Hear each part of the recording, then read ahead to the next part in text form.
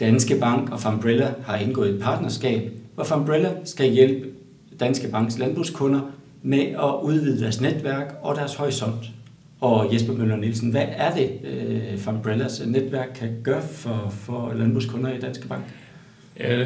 Det vi er, det er, at vi er et vidensnetværk til ejerledere, direktører og ledere inden for den grønne sektor. Og det vi gør, det er, at vi faciliterer nogle netværkssamlinger, altså det her, folk mødes, og man udvider sit netværk, og på den måde også får både noget faglig indspark. Det kan være omkring nyeste teknologier, det kan være omkring ledelse, hvordan man bliver en bedre leder. Det kan være noget omkring generationsskifte, altså mange forskellige aktuelle emner, som man som ejerleder, som landmand sidder med i forhold til det.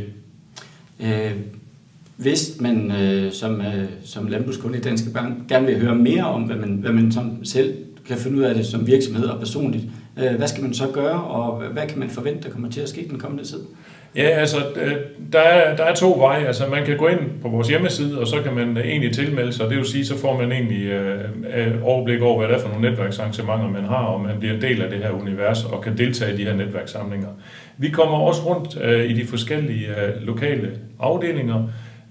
Sammen med Danske Bank, der kommer vi til at have nogle arrangementer, hvor vi også fortæller lidt omkring vores netværk, men mestendels noget mere praktisk orienteret i forhold til, hvad er det egentlig for noget, hvad er det kan betyde i forhold til det her, for eksempel at få nogle andre kandidater også ind i et gårdråd som eksempel.